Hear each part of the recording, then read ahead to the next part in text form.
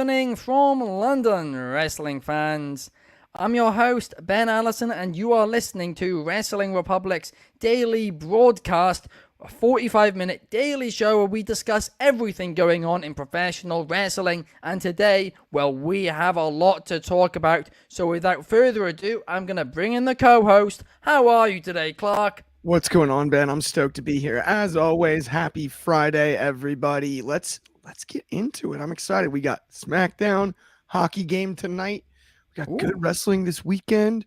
All kinds of good stuff. It's a good sports weekend in general. What type of hockey is it? Is it air hockey? Is it the hockey No, on the we're ground? talking Is the it ice Stanley hockey? Cup Finals, Game 6. Ooh, I'm sure that's very important. I have no Force a Game 7. Ooh, Lord Stanley's Cup. Big is it time. best of 7 series? Ooh. Yeah, it's a big important trophy. But it's a big important game. And it's a big important trophy, but what is also as important is what you guys think about all these topics which we're talking about today. So please comment throughout the show, giving your thoughts on topics, and we'll read out the best comments on all social media platforms. And also, please like wherever you're watching as well. But also joining us today, we have Shad. How are you, Shad? I'm doing well, fellas. Hockey, yeah, I really don't watch that, and I live in the States. It may be the Bengali in me because there's not a lot of ice over there, but I'm good, man. I'm excited to talk about the topics. It's been an eventful week for wrestling, and yeah, we got some shows to close out the week, so let's get into it. Absolutely, and last but certainly not least, we have Soul. How are you today, Soul?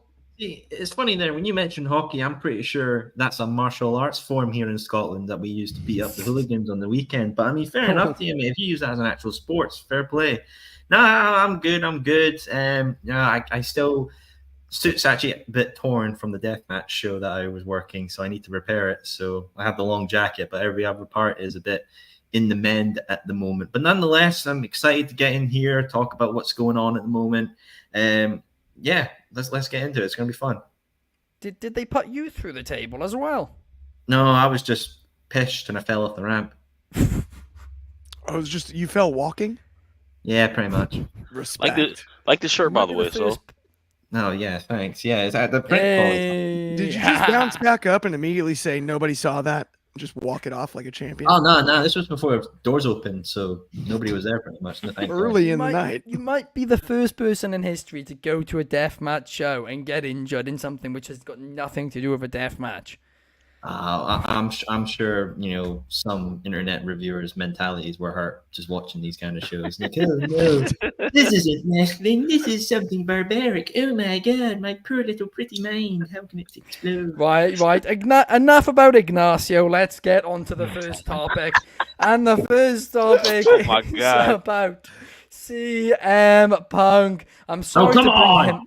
I know, I'm sorry to bring him up, Soul. I know you hate talking about it, but the fact of the matter is CM Punk screwed over Drew McIntyre last weekend at Clash at the Castle in Scotland, and the question is, where do we go from here? Tonight, in Chicago on SmackDown, CM Punk is showing up. He's going to be in the building, and he's probably going to be addressing Drew McIntyre. He's saying he hopes he's been told that he's cleared ahead of tonight. But a lot of people are saying that maybe Drew McIntyre should go to TNA for a bit. Maybe this feud should be a bit more of a longer-term thing rather than it just happening at Money in the Bank. But Clark, I want to know how you would book this CM Punk and Drew McIntyre feud. If it's me, this is so obvious. You already said it. Chicago tonight. Where, geographically speaking, did CM Punk pull the wool over everyone's eyes and screw Drew McIntyre? Oh, that was Drew's home country, hometown, Glasgow, Scotland. They're in Chicago tonight. Have Punk walk out there in Chicago to that big old crowd approval and love on being cleared, and Drew go out, jump the rail, and absolutely destroy that same tricep. Just target it right away. The one we know he's worried about getting cleared for. Have him go out there. Drew jumps the rail, whether it's a chair, a kendo stick, maybe all of them. Use something, really set it up, and just go right back after the tricep. Target it. An eye for an eye, as some great writers have said, makes a lot of sense in this situation. You got me in my hometown. I know where the airport is in Chicago too. And I know which arena this is at. Jump that rail, target that tricep. Ooh, do we have a summer feud on our hands? I love that. I really, really love that idea. I didn't even think about it, to be brutally honest here. But, the fact is, it's SmackDown. He's not on SmackDown, but they put him on this show. Now, an easy explanation is very simply, it's Chicago, right? They probably want to capitalize off him, get some merch money, right? Get some of his contract back from merch sales, all that good stuff. But also, it does make a lot of sense for him to be on this show, just so Drew McIntyre can kick his head off in front of his own people. McIntyre quit. I think one of the coolest things, and this is super random, but I thought about it. Could you imagine if he sets up a situation where he kind of makes Punk prone over a chair and hits a claymore on the tricep that he just announced he's cleared from? He sits Punk, he splays Punk over the chair with the arm hanging and claymores the tricep. Oh, that's how I would book it if I've got the choice, because it's on and it's an eye for an eye in that scenario. Yeah. Oh, you're cleared? Oh, absolutely. Watch this. Oh, I want to see this now. And this feud so far has been so brilliant without them, even doing as much as locking up, right? Punk's basically not been cleared for the entirety of this feud thus far. So the fact that, hey, now maybe he is cleared. I wouldn't even rush into a match, right? I'd probably say SummerSlam, you should do the first one, but maybe you do a trilogy even. Maybe the Stanley Cup, whatever that is you were talking about, best of 7. Maybe you do a best... We know Punk's a hockey fan. Maybe we do a best of 7 series between McIntyre. Even 2 out of 3 would be amazing to me, or 2 out of 3 falls between those two, some sort of... Or as they used to call it, 3 stages of hell. Similar to the way that they paid off... The way that they paid off Austin and Triple H, I think is what I would hope the future of Punk and McIntyre could be. Oh, that would be amazing, and I would love to see it. But Shad, I want to get your thoughts. How would you personally book this feud? Well, first and foremost, I just want to touch on the idea that a lot of people online have kind of flirted with the idea of Drew McIntyre going back to TNA. I think a lot of people are giving TNA a little too much dip on their chip. Personally, I think we're Styles. That's one thing. He's got a lineage there. I know Drew has a bit of history over there, but you need these guys on WWE. You can't go with your weekly television with Drew McIntyre being on another promotion on TNA doing work over there when he could be on WWE television, help drawing ratings, help create storylines, this, that, and the third. TNA doesn't garner that much importance, in my opinion, for WWE to do that. I feel like the working relationship is better set for NXT and TNA. But that's all I had to say about that, because I have seen that idea, pinged around online. In regards to this, I think a lot of what Clark said is kind of what I was thinking too. And it comes back to the whole eye for an eye idea. You took me out in my hometown, you messed me over in my hometown. I'm gonna do the same for you. I'll do it a little different though. This is no knock to Chicago, because I know you guys love everything pro wrestling. Y'all one of the best pro wrestling cities in America, right? And you guys get all these stuff. AW did all the shows over there. We're gonna get the music dropping, the cult of personality, but it's not gonna be Punk. It's gonna be Drew walking out. Drew's gonna walk out tonight on SmackDown with "Look in My Eyes, What Do You See?" And he is gonna be the cult of personality. He's gonna come into the ring just pouring with that same anger that the people in Scotland had after the match. Sorry, Soul. It's gonna be like that in Chicago. They're gonna boo him, and then he's gonna tell him he's not here tonight, and we're gonna air a little footage outside of him and in the parking lot, just beat to an oblivion, and we gonna write CM Punk off for a little bit to SummerSlam. That's kind of how I would do it. I feel like they do got to keep this as an intense, I gotta one up you, you gotta one up me kind of scenario. Drew has to one up CM Punk at this moment. He's looking like he's looking weak. He's looking weak right now. I like Shoddy's idea too. Slam his arm in the car door. Slam his arm in the car door. Slam the tricep in the car door. But you know what I also think could be quite cool, right? And I don't think they'd actually do this. But everybody, not everybody, but a lot of people know about the CM Punk and AEW stuff. How about tonight have Drew McIntyre do something where he's gotten CM Punk's travel cancelled or something. He's stuck at the airport like he was in London, right? Almost a year to it. But McIntyre comes out, just like you said, Shad, a cult of personality, all of this, but CM Punk finds a way to get to the arena. But when he does get to the arena, at the end of the show closes with Drew McIntyre putting CM Punk through real glass. And basically just getting the internet talking, all buzzing. I like that. Also, biting into a Mindy's muffin and spitting it in his face. Yes. No, they need to have the Mindy's stuff there today. That needs to happen for sure. Listen, this feud has been some top tier trolling, and I want to see more of that throughout this feud. And I want to see, both of them trying to out troll each other each week. They try and one up each other, and by the time they wrestle, we are just, our mouths are just watering for it. But Soul, how would you book this? Again, he likes to make the point that he's no longer drinking Pepsi because he doesn't like CM Punk. By the way, I respect the fact that he upgraded from Diet Coke to regular Coke. So tonight on SmackDown, better for you. Yeah. Tonight on SmackDown, we'll see CM Punk come out and say that he's cleared to wrestle again. He'll go on about, that he's faced adversities far and beyond in other places, and even here in the WWE mentions obviously Drew. And he's taken it out and he's broken his spirit that he's quit and took his ball and went home. But Punk's here to stay and make an example and show why he's still the best in the world. We continue down the line this year, and it's announced for this year at Survivor Series by Triple H. It'll take place in Chicago at the United Center. The main event of that match will be CM Punk versus Damian Priest for the World Heavyweight Championship. Punk and Priest put on a banger of a match. However, in the final moments, Punk seems like he's got everything. He's laying on top of Priest. Ref comes in. 1, 2. Punk hesitates, opens his eyes, looks up, and he just sees Drew flipping him the bird. Punk stands up. Drew gives him a claymore. He walks out the ring. And at that moment, Mr. Money in the Bank cashes in. And we have a new Yeet champion as Jey Uso pins CM Punk to become the World Heavyweight Champion. Out at that moment, you get three feuds. You get Damian Priest and Finn Balor. Finn will be like, you've lost and disrespected the Judgment Day. You advance Punk and Drew.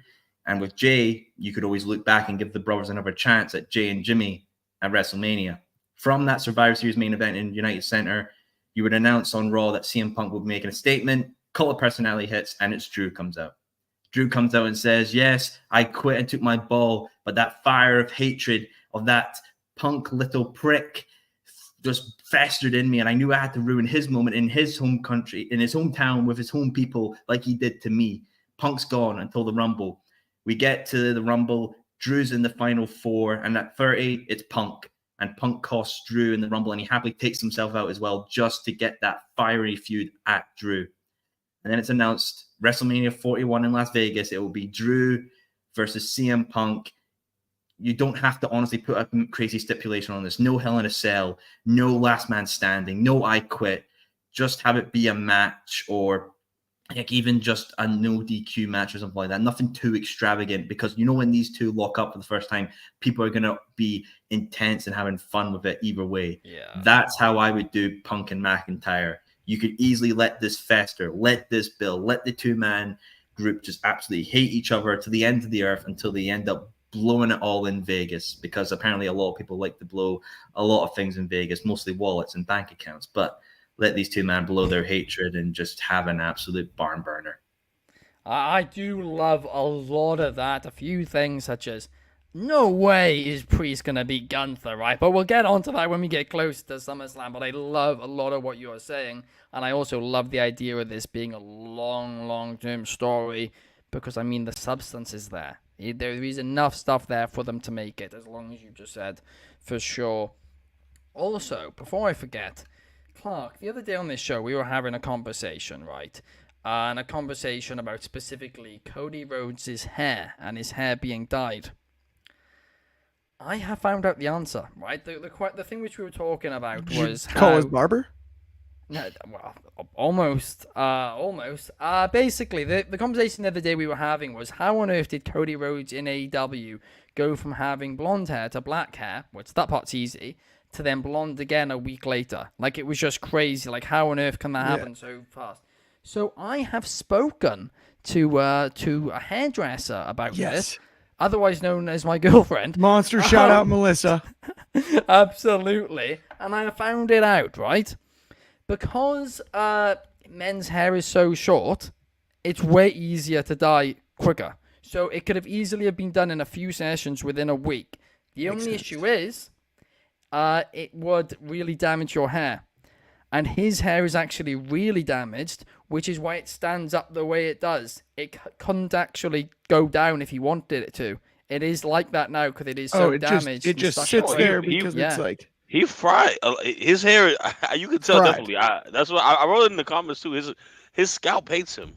Yeah, it's right. Oh, no, I mean, bleaching your hair, I did it in middle school for like all-star Little League baseball, like the whole team did. And like, it like burns. Like, it doesn't feel good. Yeah. Like, bleaching your hair is not fun. It's not like a cool thing to do. And I didn't do frosted tips either, like some of the guys did on the team, just cheaped out. I went all the way. Oh, God. What a deviation. David Marge is saying, I hope Drew McIntyre is working us and he comes back and gets his hands on Punk. I think he is, David. I think he is, too. And we have Victoria giving a shout out to Shad. Shout out to Victoria. Love you. That's my wife. Monster shout out. But now let's move on to talk about Brooks Jensen, because Clark, I know you and Shad are both fans of this guy, right? Yep. But he feels like he has been, done wrong in NXT. He's not been given the opportunities, and his contract is now expired, according to him, and he's a free man, he claims. What is your thoughts on this situation? I've loved his little run of like run-in type weird scenarios, like going after Vic Joseph and things like that, and just being upset. Because to be completely honest, I did understand the obsession with Josh Briggs and the comparisons to JBL. I thought it was completely unfair to Brooks Jensen. The tag team was really good. This was not a Tucker and Otis scenario, and that is no major knock on Tucker, but it's a bit of a knock on Tucker. I got to be honest. Brooks Jensen is super talented, second generation, and really, really good. And you don't get guys that physically imposing and young this interested in the business very often. So to push Briggs to the moon and really make it feel like Jensen was shoved to the side, I think it shows just how sublime Shawn Michaels is at booking NXT, that he has worked it back around to make sure that everybody eats. And Brooks Jensen deserves a shot too, because he's young, he's talented, and he's big. Was he the standout of the tag team with Briggs? Absolutely not. That's not the point here. We don't need to sacrifice multiple talents, and it's a testament to Michael's booking. And I love the idea of William Wallace freedom, shout out Soul there. Brooks Jensen being a finger quotes free agent. He's got to show up on TNA, cause some destruction, just come right back to NXT, do the same thing. Keep jumping rails, keep messing with other people till the interest is garnered, because we haven't even really given this dude a shot as a singles guy. And who knows? He might show us something. He just might show us something. I mean, I hope you are right. Also, I keep hearing you compare it to Otis and Tucker. What's Tucker done to you, Clark? I always, when I watched Otis and Tucker, like that was an actual example of a tag team where there was one true standout. And bless Tucker, I thought he was great in the ring, but like this isn't exactly Edge and Christian. This isn't the Hardys. No, this isn't true. It's true. Right. As far as trajectory post, even the Street Profits, right? I would say that there's slightly more upside when it comes to Montez Ford. Yeah. But Angelo Dawkins holds his own in a way that I'm not saying Tucker didn't hold his own. Just there was nothing outside of Tucker being Otis's partner. It was funny though, because initially everybody said the opposite with Heavy Machinery or whatever they were called. But yeah, I mean, in the end of it, you are right. Otis has become a star, and we've not heard from Tucker since. But I hope he's doing all right. I do too. I do not wish ill will at all, and I was a fan of Heavy Machinery. Andy is saying that he wants Brooks Jensen to go to TNA or NWA. We've got to see him in TNA. It makes sense. Use the forbidden door. That door is now open. Use it. It makes sense for WWE. It makes sense for TNA because they'll get, It's different. This one's the unavailable avenue. Forbidden door is the AEW thing. So it's the unavailable avenue when forbidden portal, whatever you want to call it. Ugh. No, prohibited portal. Who came up with prohibited? That? Prohibited Jordan Grace came up with that one. Yeah, the prohibited portal. Shout out to, I was about to give you credit, Clark, but shout out to Jordan Grace. It's a good one. But now let's move on because I need to give a shout out to something, and that something is Next Level. Now, if you guys don't know what Next Level is, I'll quickly tell you a little bit about it.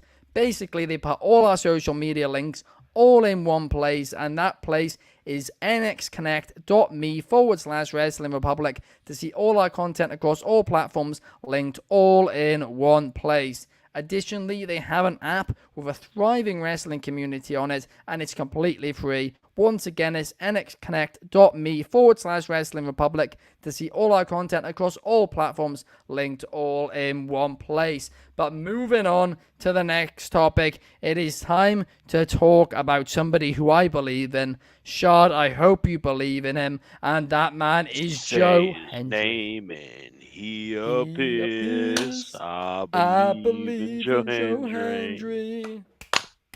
I'm definitely a believer. I believe in the man. I believed in the man so much. I took to Instagram. I was fuming at his booking the other day. I said, Shawn Michaels, you did not cook up. You did not cook anything. In fact, you forgot to turn the hob on. I actually said pan, but I was quickly corrected. He forgot to turn the hob on, right? It was freezing cold. His booking was ice cold, right? It was stale. But Joe Hendry, even with those few seconds he had, was more relevant than anything that's happened on NXT this year. In fact, there have only been two things this year in WWE which have been more relevant than Joe Hendry, because Joe Hendry on Twitter, on X, whatever you want to call it, his video of his debut in NXT is the third highest viewed video on WWE's Twitter/X platform in 2024. That is huge, gigantic numbers. Joe Hendry is a draw. That is the fact of the matter. I mean, Shad, you're the resident NXT guy here. What is your thoughts on it? Well, I'll say this. It shows a lot on him, and I'm not discrediting him on him. But like, let's also look at numbers on TNA. Are they that high too? Like, they're probably high on their standpoint, but a lot of it is elevated with WWE. And just the fact that we are having a relationship between WWE and TNA, with them kind of having their own prohibited portal, whatever you want to call it. But it is a lot on him. Like, the guy is a superstar in a lot of ways, and he fits WWE very well because WWE's primary focus is on developing characters. Shawn even said it. Shawn Michaels said it in the interview that, being a solid in-ring worker is one thing, but how you create yourself as a character and how you talk, how you present yourself is what kind of elevates you and takes you to that next level in this business. And a lot of people that like WWE like the characters. They appreciate that storylines, whatever it may be. And he fits that. And my frustration is more so like, why does it feel like he's been hidden a little bit on TNA? You know, like a guy has that much star power. Like I would put him as the face of the brand. Like that's where I'm coming at. Like this guy is putting crazy numbers on a WWE social media page. He should be the face of your company. He should be. I'd put every belt on him if I needed to. If I'd he's have not him the next TNA World Champion, you're so right, Shad. Yeah. Literally. And it's one of those cases where like them working with WWE is supposed to benefit them, and stuff like this does benefit them. You put them on a grander stage on cable television on a network people are actually going to watch. No knock on whatever. Ooh, shots fired. Yeah, but I mean I don't have that channel, but I don't even know the name of the channel, Access or whatever. And it's a case like that where it makes me as a fan hope that when's bro's contract running up? Because let's get him on like with the big dogs in the big leagues. He needs to be in the big leagues. He needs to do something that's gonna accelerate his brand, him as a superstar. Because time is of the essence. You wasting time if you just hanging in the empty stages, not doing much when people aren't watching. Like the reason it's captivating is because he's created everything on himself as a social media presence. That is 110% on Joe Hendry. Joe Hendry made the song. He made the character. He's made everything work. It's not on the people that are booking him. It's him building himself as a character. Because if you watch weekly television, he's feuding with people that aren't much of a relevance. He's doing a storyline with Ace Steel, right? Like he should be. It's gonna be It's gonna be a downfall on it because you build these people. These people get built up. They're gonna leave when they get the opportunity. He's setting his price so whenever he goes to free agency, either WWE, whether it be AEW, they're gonna be calling. They're gonna be throwing him a handsome amount of money because he deserves it. So that's kind of how I see it. I think the guy's a star. I think the being able to make songs to attack your opponents. It's so like fun and entertaining. It's so different. He's a solid worker. He looks like $1,000,000. I think he's a guy that can definitely be a star in professional wrestling for the time remaining, for however long he wants to wrestle. And then after he's done with wrestling, he could be a manager. He could be a yes. He could be like whatever it may be. He's got a long shelf life in pro wrestling just because he's that like darn good with the character arc. I'll just quickly jump in, and just say I would love to see Hendry as a general manager of like Raw or something like that. Yes. Imagine Hendry and Aldis having that banter, the English and the Scots having that crazy thing, because obviously Joe Hendry, he's a Scotsman, Yardley, and he's done some crazy stuff in ICW back in the day. Honestly, I would check that out, like his mannerisms and approach in early day ICW was absolutely off the wall kind of stuff. And I honestly think with Hendry as like a later down the line general manager, he could be up there with like Teddy Long was back in the day for SmackDown. Wow, I like that. Truly, that is a big shout. That truly. And now I'll sit back in the corner and suck in. Yeah, I'll be bringing you back in just a second, Sol, to talk to you about something. But no, I agree with you. But Chad, I want to quickly confirm something you were saying there, right? We obviously, both of us, we believe in Joe Hendry. Mm-hmm. But are you saying that Joe Hendry shouldn't believe in his future at TNA? No, he shouldn't. I think he should. I think I think he's bigger than the brand, 100%. I think him and Jordan Grace are both bigger than the brand by a lot. You see the presentation, the feel of them on NXT, which is a development brand. Imagine them on the main roster. That's true.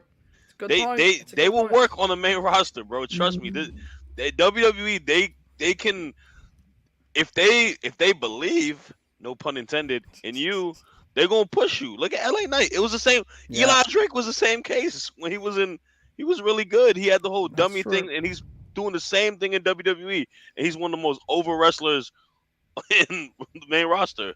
That is true indeed. But something else which is really good is that AEW this week have announced that they are bringing AEW Dynamite and Collision and presumably Rampage to the United Kingdom, specifically Wales. Come on, it's coming all the way to the UK. It's coming to I say home nation. I was technically born in England, but the nation I grew up in, Wales, and I'm delighted about it. So we've got to go, don't we? Oh, I've picked the time off, mate. I'm ready for it. 100%. I'll make that train ride. No doubt in my mind. Of course, yes, it's been announced that Dynamite and Collision are coming to Cardiff, Wales. I think it's the like Clash of the Castle, Cardiff, the original one, is the biggest show that's been in Cardiff since then from a big company. I know. Yeah, it's the biggest. It's the only live televised wrestling event since. Bingo. And it's exciting. And I honestly hope, and I think AEW needs this now more than ever, they need to start looking at touring elsewhere outside of the United States. I know they've done Canada, but I think especially with the UK, we've seen it with the first All In, and I hope it continues with this year's All In, that there is a big demand specifically for AEW. Yes, they have a lot of UK-based talent. You know, they've got Pac, they've got Saraya, they've got Ospreay, and Nigel McGuinness obviously part of commentary as well. So many great people. I'm really excited for this because obviously I'm the AEW guy and I absolutely love it. I just hope that two things. I hope this isn't just a knee-jerk reaction because Clash was in Scotland and TK got bitter and he just thought, why not? Because I remember him saying like, oh, All In's the only thing we're bringing to the UK, and now we've got Dynamite and Collision all of a sudden, like a week-ish after Clash. Okay, fine. I am excited for what they could set up on this. You know, this is Dynamite and Collision, and All In's on the Sunday, so that means Collision is going to air literally the night before All In. So what could they set up there? What will advance? You know, we've got the Owen Hart tournament winners. They're going to be obviously challenging for the All In's on the All In card for the World and the Women's Championship. They'll elevate that. Whatever Ospreay decides to do, because if he, you know, is champion at that time, what a way to highlight, you know, the first TV taping and, you know, the UK pay-per-view exclusive for that company would be historic. I also as well am a bit excited to hopefully see some Welsh wrestlers get maybe showcased, because, you know, they do the squash matches or Rampage tapings or even the Ring of Honor taping where they get the local guys to come in and get a showcase. Like, I want to see people like James Ellis, Wild Boar, or Subculture, Aluna showcased on that. Obviously, they're all down in the Welsh area, and I think that would be stunning to see. However, there is something in my back of my mind that about AEW specifically that I feel like it's, I don't know, there's something about AEW right now that is not appealing to me. Wow. I really got to say this because it's something on my mind, and I've been thinking about this for the last 2 days. For me, AEW's peak for me was June 2020 to about March of 2022. Now, if you're correlating what events that all goes into, that is from the pandemic era in Daily's Place to Double or Nothing 2022 when it was Punk and Hangman. I feel like everything after that has been very down slopey. And it's just natural, you know, you exist for so long, you can only keep going so long, and then, you know, your connotations of being the underdog or the alternative will die down. And especially with WWE doing so well right now, I think a lot of people that jumped ship are now happily returning to the ship that they jumped from. Don't get me wrong, WWE is doing absolutely amazing. The international summer pay-per-views that they've got going on, SummerSlam is going to be a 2-night event in 2025. WrestleMania's done exceptionally well, and obviously got this partnership with TNA. I think with AEW right now is that they need to really look at a course correction in not, I don't think, like who's holding belts or stuff like that, but I think especially in their presentation and in their marketing. Like, I would be very interested with this Welsh Dynamite and Collision, how many people there are just families that maybe saw a flyer that went to go to this, or how many people that saw it maybe on like some Welsh news show or morning talk shows there. Because I honestly feel like with AEW, for us going there, it will be all a very hardcore crowd. And does that show that something that AEW can't really do is pull in the average Joe off the street? I'm not saying they're casual audience members, no, hardly from that. I'm literally just saying that they're people off the street that saw a poster to something and going to attending to it. When I was at Clash at the Castle on that kickoff show, there were people in that crowd that just saw the big line and thought, what is this? It's free? I will line up and see what it is. And also as well, I think AEW as well needs to really particularly market. People are going to hate this as well. I think they need to really market towards kids. Now, what I mean by that is when I was at Clash of the Castle, there were so many kids dressed up as Cody Rhodes. Like the admiration from the young audience is something that shocked me to my core. I was like, wow, kids dig this guy. Like there was people who bought Cody Rhodes weight belts that were 250 quid just for their kids to like whack each other with and just roll around with and just like treat like they were nothing. Like they were just fun little collectible items for them, or like a little toy. And that's just so fascinating for me. Like they really need to have that marketing appeal with, and we've seen that with people like Darby and Orange Cassidy. But I do feel like it's a element of fandom that they really need to have a look at. Now, of course, yes, they got the figures, they got the figure toy thing going out, but I think you can only last on a die-hard fan base for so long when you've got many others within that specific form of media that you're attached to. You know, we're all die-hard wrestling fans, and you know we'll watch stuff like TNA, we'll watch stuff like WWE, we'll watch AEW, we'll go to our local independents, we will backtrack and watch 2-hour lists on why Giant Baba had the best shin lock in all of wrestling history. Like we'll just do that because we like it. But I do honestly think that this is something that AEW needs to have a look at and analyze more. Yeah, no, I mean, it's interesting because obviously we know you've been a big AEW fan, so for you now to, change your thoughts. You're still using this as a reel, aren't you? You're still using this as a reel. 100% it's going to be real. Also, very quickly, it's in Wales, it's in Cymru, right, as we call it. Kid Cymru's got to be there. You were shouting another talent, he's got to be there. No doubt about it. But, Clark, I can see you weren't very happy about that. Okay, so my only retort would be I think this is more American exclusive, not just including international fans, but there's this phenomenon in America where we like to build up the new kids on the block because we love them, because they're new and they're fresh. Then we get sick of them because they're our old toys and we put them in a basket. And then we like to build them up again. Mm-hmm. And it's cyclical in that way. And I don't think we are that far off from AEW being, finger quotes, cool again. We will see a phase like that soon here. The comeback story plays huge across the United States. I'll go quick minute. I'll go quick minute and for rebuttal here. Obviously, I do believe that it's a thing within media and personalities that we love to build somebody up and see that giant figure fall. Now, do we like to build them back up? Absolutely. But sometimes people really do enjoy the fall and we'll just watch on the negatives. You go on AEW on any really hardcore wrestling page or anything like that, it is mostly negative. And that's because the company does have a bit of a stink to it. Look at CM Punk, All Out, All In. Tony Khan, under some people, he's perceived as a bit of a joke.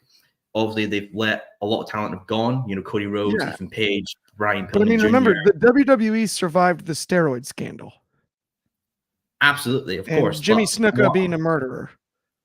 Absolutely, 100%. Obviously, that from those times they've gone on and still thrived. But that doesn't happen to everybody. There will be some things that will take down. And they've got 35 plus years since those two instances. CM Punk's little shoving Jack Perry thing is like a, Vince last year. Blip on the radar. Vince last year they survived. Absolutely, of course. And the one thing that's different to WWE and AEW is that obviously WWE is the juggernaut of wrestling as the business as a whole. AEW is an alternative brand. Now, of course, I want to see AEW thrive and do well. Do I want it to topple WWE and do all that? No, because that's just a ridiculous way of thinking. AEW will always be what it is, and it's the second best alternative product when you don't want to watch WWE. You can absolutely thrive in that department. We've seen TNA gone from the early 2000s to still exist, and I think a lot of people are surprised that company still exists at this moment. AEW coming to the UK is a big step for Dynamite and Collision, because obviously we've had SmackDowns and Raws come to here. They've gone to Japan, they've gone to Mexico, they've gone all over. This is a big step, and I think an evolving way for the company to continue to grow.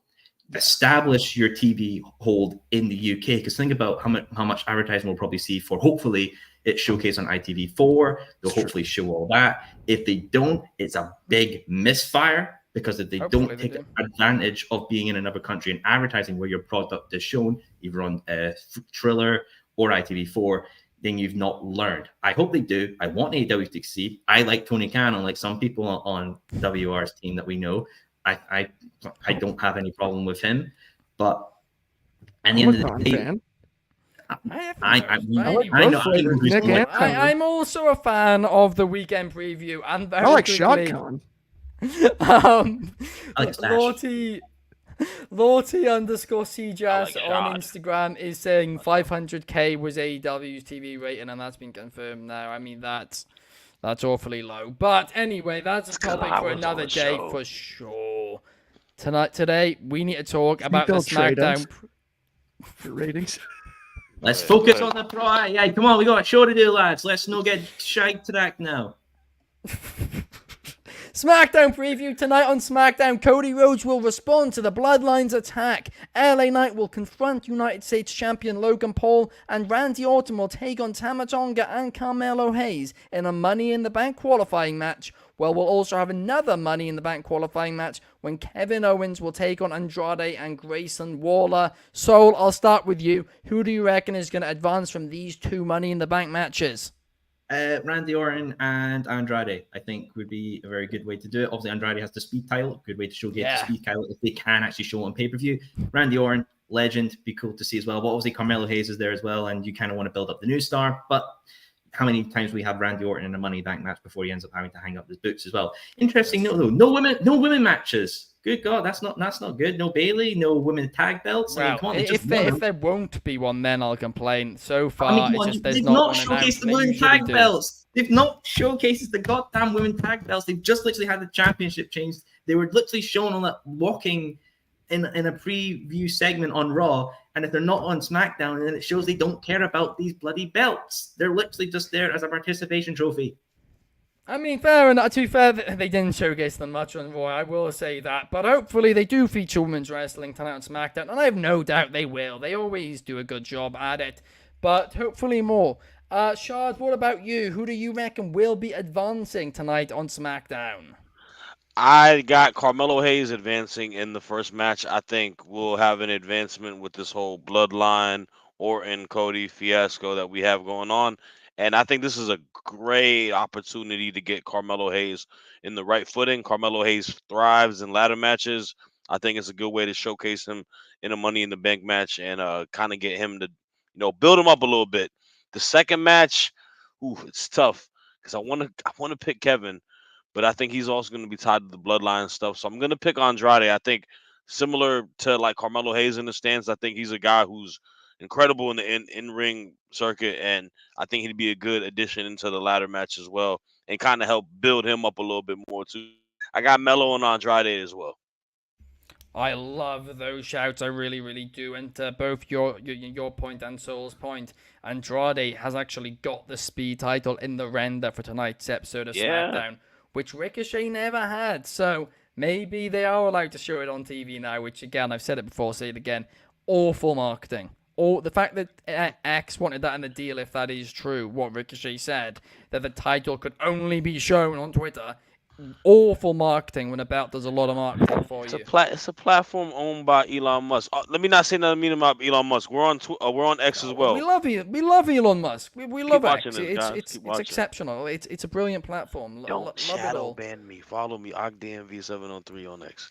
You should only use X. No other social media platforms apart from all the other ones we're on right now, like Twitch, YouTube, Instagram, all those platforms. We love you. Also, verify us for free. That'd be sick. Yes, that would be ideal. Clark, give me $100,000. All right, let's go. And MySpace. Who are you verifying to advance into the Money in the Bank ladder match? I agree with Shad. I've got Bloodline Shenanigans, and Carmelo Hayes gets the shine that I wish that he got in a different way, but it's going to be okay with me. And then in the other one, I have a hard time not believing that KO just gets this done. I mean, it wasn't that long ago he punched both Grayson Waller and Theory in the face at the same dang time. And as good as Andrade is, why not KO? So I'm going KO in that one. But overall, I think both will be fun. I like the triple threat idea. It feels very Money in the Bank-ish as opposed to doing like singles match qualifiers. I appreciate that this year. No, absolutely. I'm liking, like you said, the fact that they've got qualifying matches. It feels like a prize to just be able to get in the match, to have an opportunity at the prize. That's good. And the fact that it's not just one-on-one matches too, it's triple threat matches. means you can have a bit more shenanigans in it, but also shows that about, the amount of talent who want to be involved. And I love the idea that it's no DQ. And like you said on the shenanigans thing, the fact that it's a triple threat and not a singles, triple threat matches being no DQ, of course, allow for shenanigans to make more sense. Exactly, that's bang on true. When it takes a difficult, don't get me wrong, I love a great distracted referee and a cheating the rules spot. I think that's one of the most heelish good things you can do, but it's overused. It's nice in a triple threat. You can see interference and you're like, well, it's legal. Why wouldn't they? I think Waller, I think Theory and Waller, I think we're going to get a little bit of that storyline of their initial breakup tonight, too. I think Theory is gonna probably accidentally have Waller lose the match. Accidentally on purpose. Or maybe on purpose. You never know. Accidentally on purpose. I said it this week about AEW's Owen Hart Cup, where I'm like, there's only 16 names in it. There should be, there's only 8 names in it. There should be at least 16, whatever. The fact that WWE are actually having, if there is 3 people for that, 3 triple threat matches for each competitor, then WWE will be having more matches for their Money in the Bank qualifiers, more competitors, for their Money in the Bank qualifiers than AEW do for the Owen. But they could be using some of them for the tag division. One quick bit on the AEW thing. I find it weird because Shingo and Danielson is announced for the end of the month. I don't know, like this. I thought the tournament was quick speed, and they're just trying to book to have this finale. But it's just stretched out for a long time, so I don't know why they couldn't. It makes no sense. The finale of those tournaments being held in Calgary, obviously, because of the connection with the Hearts, and they want to do Bryan and Shingo at Forbidden Door for a Forbidden Door match. I mean, yeah, I don't mind it. Sounds like they need to book it better. Anyway, guys, that does bring us to the end of the show. It's been a fun one, been a chaotic one, but certainly there's some topics we need to talk about in more detail in the upcoming days. That is for sure. Thank you to Clark, thank you to Shad, and thank you to Soul for joining me here today. We'll see you guys tomorrow, same time, same place. Enjoy SmackDown, and I'll see you for Allison Analysis in the morning as well. Pa.